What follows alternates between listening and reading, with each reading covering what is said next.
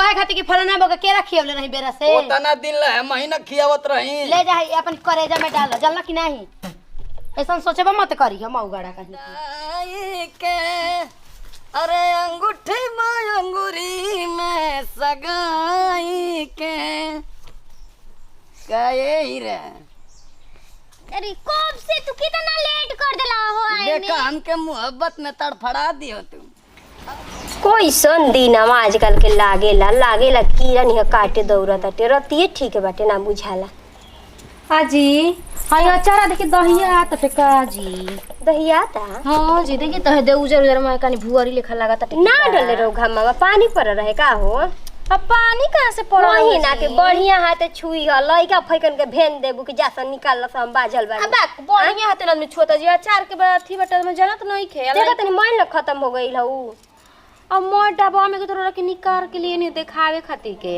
डाल दिखा मोर ठीक हो जाई के जना मरा हट जाए तो बियाह परे वाला बना देवरा के आ डाल दे सरी जाए बियाह पर तनी तेल डाल दी नी अरे लगले अब कटिया बिनिया आवा त मोय बनिहारन के दे जाई सधे जाई की ई हो बात सही है कल हो ना डाल दो कहता ना आजकल अथू भइल बाटे कहाँ पहले नहीं अचार पड़ता हो मार पहले 30 किलो 40 किलो के अचार पड़त रहे आजकल अचार कहाँ पड़ता 1 साल डाला था 3 साल चलता सधे जाई अब आदमी अचार नहीं खन खात ना ए दीदी जी पहले के आदमी दाल भात मार भात पर खा लेत रहुए अचार चटक आजकल के दाल भात खाता आजकल के दाल भात खाता सब्जी बन जाता त भुजिया बन जाता चोखा बन जाता ओइ पर औरु कोनो सलाद कटा जाता टुए त के खाता ई त बात सही है कहत हो हर अब पहले के जमाना में सब कोई के घर जनावा मिलत रहुए आजकल के जमाना में कोई के घरे बा कोई के घरे नहीं खे ना हो बतिया सही कहलू कनी कि तहार बहिनिया के देखा देखी भइल त बियाह ठीक भइल ये दीदी जी कहत सन नतिया घरे जाके हमार माई एगो अंगूठी देले बिया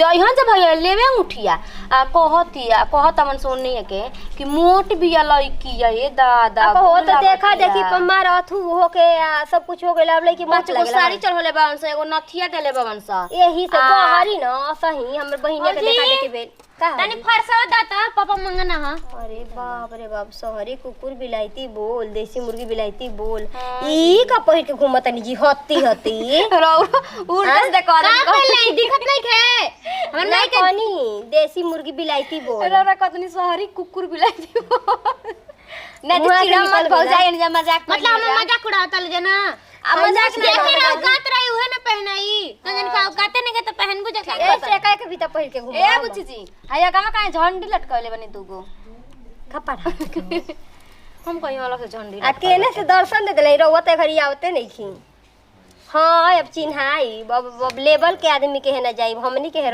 आई बताई दाजा फरसा हमसे बकवास मत कर जाती तो माई से कहियो दे अरे बाप रे झगड़ा लगाई का जी जैसे ही रहुआ मुंह नोचल हो सही रह माता रे देखी देखा केनियो नहीं के हो तो कहल जा बियाह परत टुए होई ना बियाह अभी 10 साल के बाद है हमर बियाह तो बुढ़ा जाइम जी बुढ़ा तनी अभी यही जाकर गली लांग लिहन तब ना होई यही तर होई अतना आसानी से बियाह से होई कर लांग लियन तबे हो जाई आ टाइम से पहुंचा दे बा देखब कबारे मत पिठिया लौकत हो इनकर लाज बाटे इनकर बस चली तो उघारे घुमती उके कैसे पहिरले बाटे देखो तनी हई आई दादा होती घघरी पहिर के घुमत रे बिटुया मनसोख हो गइल बिया कुछ कहिए ये काला बाप भाई जरूरी बा बाप बाटे बूढ़े बेमारी है आ मातारी यही तरी चागड़ कतरा के ना रखना ना सोनी हम मरले रहिसन दुनु माई बेटी बुढ़ावा के कोई के रह जाता रे घर में गांव वो बोल देले कुछ तो मरले रहिसन देखी दीदी जैसन देश वैसने भेस निक लागेला बताई अब टोला पड़ोसा में के लइका देखा देखी इनकर महतारी दूसरा कोई ऊंच लीलार देख के बड़ी फोरेली हो कने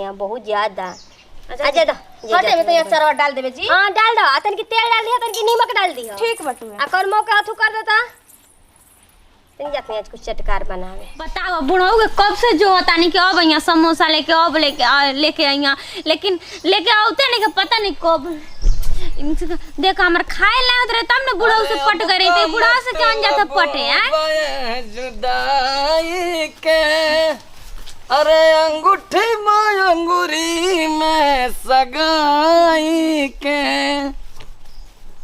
काहे ही रे अरे कब से तू कितना लेट कर देला हो आए में देखा हमके मोहब्बत में तड़फड़ा दियो तुम अब तुम्हारे चलते हम कितना कष्ट करते हैं ये देखो हिलाए हैं तुम्हारे लिए ना फोन कैले रहनी सुब रही अता के लिया तो 12 बज गइल दा कितना आई खिसियाले तो दम माँ कसम कितना मस्त लागे हीरा कनी हमरा से प्यार करेली। प्यार तो हरा से नहीं करनी तो केकरा से करनी बताओ ना। आई रे माई आई बोलत है तो बुझात आई करे जो आई निकल के तड़फड़ाए लगी कनी है ना। हाँ खूब आई खा के हाँ तनी आई चिकना जा आ मोटा तगड़ा हो जा। मार मोटा टगरा हो जा मोटा वाले से कहला बतावा ना। शरीरिया में आई जोर रही तबे ना कोई ले बाजियो लेबू। तो सबसे बेसी तो तोहरे से बाजब। आई रे बापा हमारे कहे हम ही तो के आई खियावत है हमारे लगे आई बाज के आई कमरिया के आई हड़वा तोरे पे लागल है का रे। तो तू खा के मोटा जा। देख बजबो करिया न तो आराम से न तो हमारे बसीर के अगर आई टाका कबर जाएगा नहीं रहा तो पूरा झेलना पड़ेगा। तारा के बौसीरो भइला का हो। 2 हाली ऑपरेशन करवैला है टाका कबर जला रह के बड़ी बदबू मारेला। चल कहाँ चले के कहाँ वहाँ तनी आई घूम लेती है बगीचा में। चलो ना हम मड़ैया में। मड़ैया में हाँ आई रे बापा पैदल चली का रे। कहीं बोला हिंदी खड़ा रहे के तो कनिया सही कहत है रे। चलो घर हम जाता नहीं तो चल मड़ैया में ना चल। हम जाता नहीं घर माई में जोत होई। कहना गेली हम नहीं इंडिया घर कल भेंट करब। ए हीरा कह दे बिलाई भूलू हो गईला कितना हमके माने ले हम 60 लागे एकदम मस्त। बाप रे बाप कैसे मारत आई हो दादा नती ढुक के मारे करे तो मोबाइल में मार देते कि मरिए जाता दो गाला कहीं की। इंडिया बैठली कम आई ई का रे अरे देख तोरा खातिर समोसा लेके आईनी हो। हाँ ता ना समोसा रे ई का होई का होई समोसा तू नहीं जानत का होला ई समोसा। इहो ठीक लागत टे। का ठीक लागता रे। ई मामा फोन कइले बना। हाँ इहो ठीक लागत आ वो ठीक लागत रहल। हाँ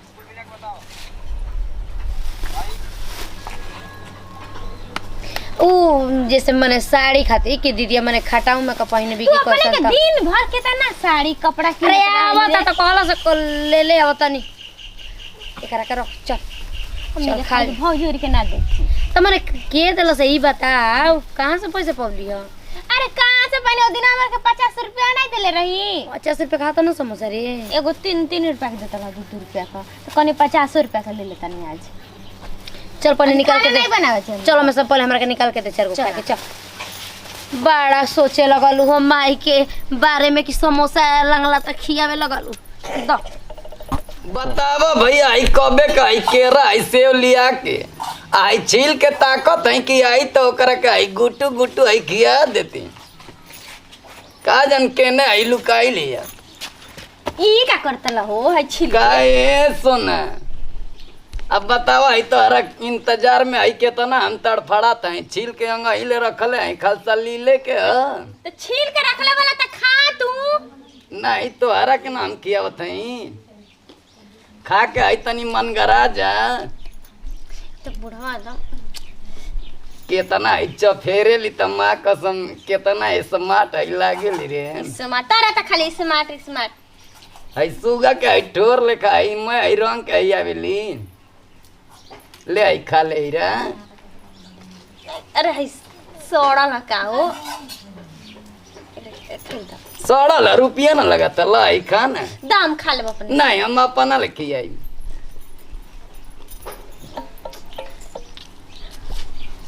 आई तोर हाथ टूट गेल बका रे।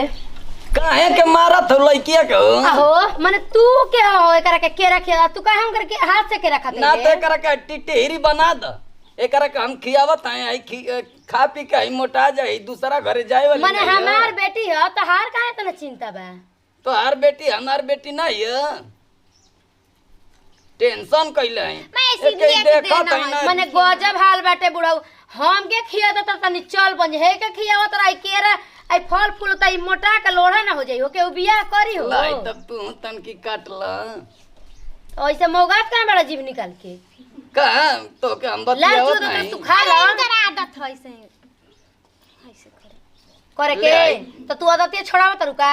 अरे हम तब झोटा पे जुग जमाना तू देखत रे कि नहीं देखत रे हैं? का हजुक जमाना में का रखल है? अच्छा ई माने बतावो कि लाखे हमर लड़की निमन बिया अबे के नो छरंग लगा दियो से तो रिक्स से उठाइबो बड़ा अच्छा रंग का देखा ताली और जब समोसा लिया के देना बादाम पकौड़ी कुल लिया के देना तो खाए के बेरी में नहीं कहेली। ओय हो दादा सब इहे देबेल ने। हाँ सब ये किन के लिया के देवे ना। अरे तो बिना फायदा के काहे देबेलन? बस ऐसे हमरा के देखा ना पतिल लागत आलू तो कुल लिया लिया लाई तन के काल ले आई काट रे। देखा उम्र पर लिहाज कर, उम्र हो गल 55 के, बुद्धि रह गल 55 के, ढेर तार जवानी कंट्रोल में नहीं खे। का हमरा उमरिया में का भइल रे? तोरा काम खियाबा तनी फल फूल तोरा के उठ जल्दी उठ। सुना ई छेछड़पन छोड़ दे न त लाता से मिसोर दे मर जेबा अबे जानला कि नाही। ला नहीं तू खा ला ले जा। खाली कहे खाती कि फलाना बगे केरा खियावले नहीं बेरा से ओतना दिन ले महीना खियावत रही। ले जा अपन करेजा में डाल जानला कि नाही।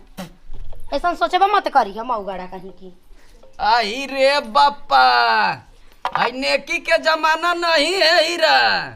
प्यार में हमको धोखा दे रही हो। मरवाओ हमारा जिंदगी ले लो। बतावा है मैं है रुपया है लगावल है जियान का दलस ले जाते हैं अपना है नतियन के दे दे खइया जाए आज के बाद तो यानी कि हम खियावत है हो। अरे बड़ा ठीक लागत है ना बता मामा। हाँ हो अथु में भुजाला नीमक में हमरो भैया रहत रहे छोटका ना पहले बड़ा लिया आवत रहे हमारे गांव में बटाते रहे। देखो तनी कुछ जोरल बटुए तो नीमक में भुजाला तो कहाँ से जरी एकदम जोर बटुआ नीक लागता। और बादाम बड़े बड़े होखेला। आज तो तुम छोटे भूखला में तनी नहीं आज खा तनी- सकत तुम एकरा के ना भूखला में नहीं आदमी खा सकत। केने बाड़ू जा हो केने बाड़ू जा काजी को रोवा चिल्लाते नहीं को और बेटी चिल्लाती है। का हमारी बेटी चिल्लाती है आई माने एगो देखो तो। ससुर कंट्रोल में नहीं खाना बात हैं। तुम्ही लोग अपन जवानी और बुढ़ापा पर लुटावा जा हमर लइके फालतू भइल पिया क्या कहता नी जी? हैं वो बोल मना हमर लइके के फल फूल खियावे वाला ढेर नोट फाटता ते पतोहिन के करते ने खान टोला महला के चलता न तू करे। आज ये रोवा कोहल का चाहते नहीं पहले क्लियर बोली हमरा नहीं के समझ कहल चाहत नहीं कि माने कौनी रिश्ता से हमारी लड़की के कुछ कुछ किन के खियावत रहता ना देता रहता ना। आहे त बेटी के माँ में रखे बूढ़ाऊ के हमनी के काहे के बोलेंगे जी। आय बूढ़ाऊ हमनी के कुछ खियावत है बताएं कि गाय बना और से बेटी साल बना अरे और बेटी का के काहे के देखा जे कहाव त मत कह जानत रु कि ना बहुत बाउर हो जाई राम बाबू हो जाई हल्ला कले वाला तुमकर जवानी उछल मारताटे बाप सामान ना बाटे उ काहे बिटिया का क्या नहीं थे उ त लइका बिया उ का जानत बिया लइका खाए के बेर लइका नहीं है तनी मुंह संभार के बोलो जन्मौले नहीं खुकनी जन्म जन्मावले नहीं थी हां लेकिन रोवा का को ना मार दे कहियो कुछ चला के टंगरी तूर दम लंगड़ क दे। और बेटी के देखले में जा होता कब दुआरी के चौखट लांग धली ना तो उनकर गोड़ा छाट के भेज देबे। हां त क दिया जा ओकर ना देखे के हां ठीक बा ओघरी न ते तू करिया ठीक जा बाटे। लइके हमर फालतू लागतिया ठीक बा। आ जो जितना सोचत रही जना जितना सोचत रही ओसन हमर लइके नहीं के जितना मौगड़ा छेछड़ा बुढ़ावा बाटी। हां लइके दूध के धोवल भी है ठीक नु कोने सही में बूढ़ा ऐसे कर सकता ना हो का जनी जी लेकिन एक दिन हम देखले रही जी कनी का पाकिट के थमावत रहलै बिकिया के हम ना बुझाई नु कि बुढ़ाऊ गई लोकन तो सरफ फरफ लेके आई लोकन कोई कलवे पता। हां त हमरा का बुझाइल हमरा लागत तो कि बात बुढ़िया सही कहत तो जा से मुखिया सरपंच बटोर से अपन बटोर कर हमनी के का कहन के पतो है हमनी के इज्जत जाई हमनी के लागत मरद हटे। हां हमनी के का दिक्कत बाटे जाके अपन बच्चा चल दाल भर के पकौड़ी बनाव हमनी के उनका टेंशन में मरी जा हमनी के काहे के कह हमनी का के बेटी हमनी के भागत परातिया हाँ। कि आदमी टेंशन करी चला कहनी के अथिया के भेवाई नु जी चना कि मटारा के। नमस्कार प्रणाम हमारी किरण सिंह हमने का अपन टीम भाई हमने के एगो पारिवारिक वीडियो ला वीडियो अच्छा लगे तो दिल से लाइक करो शेयर करो कमेंट करो वैसे भी शादी विदाई अगले वीडियो से मिलेंगे बाय बाय।